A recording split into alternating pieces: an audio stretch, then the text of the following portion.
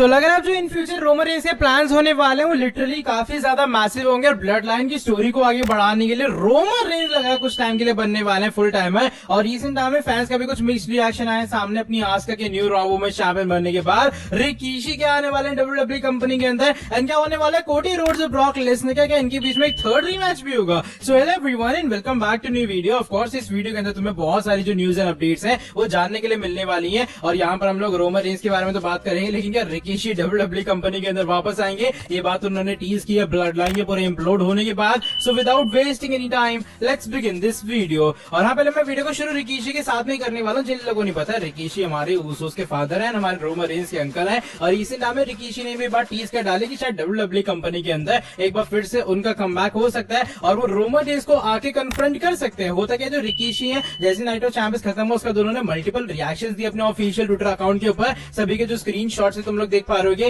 उन्होंने लिखा at so it shall be done stay in your lane enough. और उन्होंने गॉडफादर का जो जीएफ है वो भी पोस्ट किया है जहां पे लिखा है I am gonna make him an offer, I am busy right now, grab me a drink, ऐसा करके काफी सारे उन्होंने ट्वीट किए हैं। कुल मिला के उन्होंने मल्टीपल टीज देकर डाले कि भैया वो डब्ल्यूडब्ल्यूई के अंदर वापस आएंगे, चीजें बहुत हो चुकी है। और जो गॉडफादर वाला जीएफ है उससे वो ये बात भी टीज करते हैं कि शायद वो रोमन के साथ में एक डील करने वाले हैं, क्योंकि जो जीएफ है वो कह रहे हैं I am gonna make him an offer, यानी कि जब रिकीशी वापस आएंगे और रोमन रेंस को एक ऑफर देने वाले जो कि प्रोबेबली यही होगा कि वो ऊसो से दूर रहे रोमन रेंस के लिए, यही ज्यादा अच्छी चीज रहेगी। अब देखो आने वाले टाइम में ब्लड लाइन की पूरी कहानी है तो द रॉक से लेकर रिकीशी सभी इजीली वे में इंक्लूड हो सकते हैं अगर डब्ल्यूडब्ल्यूई कंपनी चाहे तो। लेकिन मुझे लग रहा है आने वाले स्मैकडाउन के शो के अंदर शायद रिकीशी का या टीज होगा या फिर इन फ्यूचर काफी जल्दी जो रिकीशी है वो भी अपने बेटों को सपोर्ट करने के लिए डब्ल्यूडब्ल्यूई कंपनी के अंदर कम बैक करते हुए नजर आएंगे। अब जो नेक्स्ट अपडेट है वो इस बार दी अमेरिकन नाइटमेयर यानी कि कोडी रोड्स के बारे में जुड़ी है। अब देखो कोडी रोड्स को लेकर रिसेंट टाइम में जो अपडेट आ चुकी है सामने कुछ इस तरीके से आई है कि कोडी रोड्स डब्ल्यूडब्ल्यूई कंपनी के अंदर जरूर कम्पीट करेंगे because as per reports money in the bank के शो के लिए भी कोडी रोड्स करंटली स्टेटेड है कि वहां पर उनका मैच वगैरह होगा। और बताया जा रहा है कि कोडी और जो ब्रॉक का फ्यूड है वो अभी तक खत्म नहीं हुआ है। हमने क्या देखा नाइट ऑफ चैंपियंस के अंदर एक रूथलेस ब्रॉक लेसनर ने क्या अटैक किया कोडी रोड्स के ऊपर, उनका भैया ऑलमोस्ट हाथ तोड़ ही दिया था, लेकिन आखिरी में जो रेफरी उन्होंने पास आउट करवा दिया कोडी रोड्स को एंड अल्टीमेटली ब्रॉक लेसनर की विक्ट्री हो गई है। तो बताया जा रहा है फ्यूड एंड नहीं हुआ है। ऑफ कोर्स समर स्लैम के प्रीमियम लाइव इवेंट के अंदर उनका तीसरा मैच भी होने वाला है। एज पर रिपोर्ट जो Cody Rhodes money in the bank के लैटर मैच के अंदर कम्पीट करेंगे। मुझे लग रहा है कि कोडी ट्राई करेंगे कि फ्यूड एंड करे ब्रॉक के साथ में, लेकिन अल्टीमेटली ब्रॉक लेसनर एक बार फिर से अटैक करने वाले कोडी के ऊपर और समर स्लैम के अंदर इनकी राइवलरी का तीसरा मैच होगा जिसके लिए मैं एक्साइटेड हूँ कि किस तरीके से डब्ल्यूडब्ल्यूई इस पूरे फ्यूड को चलाती हुई नजर आएगी। और कोडी वर्सेस ब्रॉक जो ये वाला पार्ट 2 था ये पार्ट 1 से मुझे लगता है 100 गुना बेहतरीन जरूर था। अब चलो बढ़ते हैं नेक्स्ट अपडेट की तरफ। इस बार आस्का के बारे में जुड़ी है। आस्का बनी है हमारी न्यू रॉ में चैंपियन बियांका बिलेर को हराने के बाद नाइट ऑफ चैंपियंस की शो के अंदर। वैसे इसको लेकर मैं तो टू बी ऑनेस्ट बहुत खुश हूँ, लेकिन रिसेंट टाइम में जो फैंस का रिएक्शन है आस्का की विक्ट्री को लेकर वो काफी मिक्स्ड रिएक्शन आया है।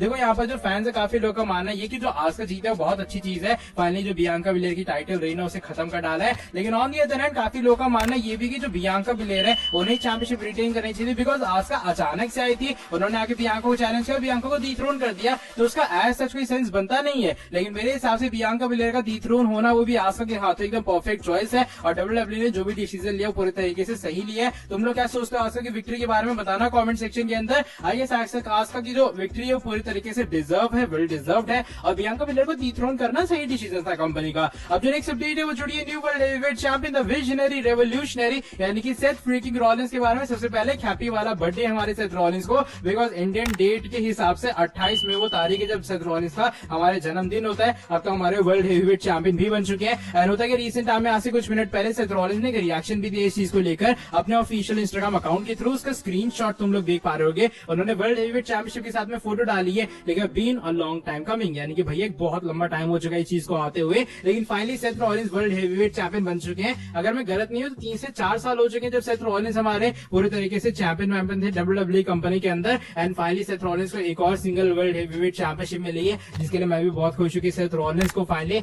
एक और वेल डिजर्व्ड विक्ट्री मिली। जिस स्टार भी डिजर्विंग थे, लेकिन चलो सेथ जीते तो अच्छी बात है। अब मंडे नाइट रॉ के अंदर सेथ रॉलिंस फॉर श्योर इस कैरेक्टर को और अपनी पूरी चैंपियनशिप रेन को एलिवेट करने वाले हैं एंड लेट्स सी अब इन फ्यूचर कौन आज से 3 साल 5 6 या फिर 1 साल बाद डिथ्रोन करता है हमारे सेथ फ्रीकिंग रॉलिंस को। लेकिन एक बार फिर से हैप्पी वाला बर्थडे सेथ रॉलिंस की। अब चलो बढ़ते हैं आज की हमारी नेक्स्ट एंड फाइनल स्टोरी की तरफ। ये हमारे रोमन रेंस के बारे में जुड़ी है। अब देखो जो रोमन रेंस को लेकर अपडेट आई है सामने कुछ इस तरीके से आई है कि जो हमारे ट्राइबल चीफ है ना, करेंटली WWE कंपनी के अंदर ब्लड लाइन के साथ में कहानी कंटिन्यू कर रहे हैं और लग रहा है कहानी को आगे बढ़ाने के लिए रोमन रेंस कुछ टाइम के लिए फुल टाइमर भी बनते हुए नजर आएंगे। रिसेंट टाइम में कंपनी ने रोमन रेंस का जो पूरा शेड्यूल है वो रिवील कर डाला है कि आने वाले टाइम में रोमन रेंस कब स्मैकडाउन के शो में अपीयर होंगे। आने वाला जो स्मैकडाउन का शो जो कि 2 जून को होने वाला है वहां रोमन रेंस अपीयर होंगे। फिर 16 जून वो डेट होने वाले जो कि स्मैकडाउन का शो है वहां भी रोमन अपीयर होंगे। 30 जून का जो स्मैकडाउन का शो है वहां भी रोमन अपीयर होने वाले हैं। मनी इन द बैंक के लिए रोमन ऑलरेडी एडवर्टाइज है। 7 जुलाई का जो स्मैकडाउन का शो है वहां पे भी 21 जुलाई का और जो 28 जुलाई इवन जो 5 अगस्त को समर स्लैम का शो होने वाला है, इन सभी डेट्स के लिए रोमन रेंस को ऑफिशियली वे में कंफर्म कर डाला गया है। यानी कि हार्डली 2 महीने के अंदर जो रोमन रेंस है वो सिर्फ 3 स्मैकडाउन के शो मिस करने वाले हैं। बाकी शोज के ऊपर रोमन रेंस अपीयर होते हुए नजर आएंगे। तो तुम ये कह सकते हो कि समर स्लैम तक जो रोमन रेंस है कुछ टाइम के लिए अपना जो मोड है गॉड मोड है अपने फुल टाइमर वाला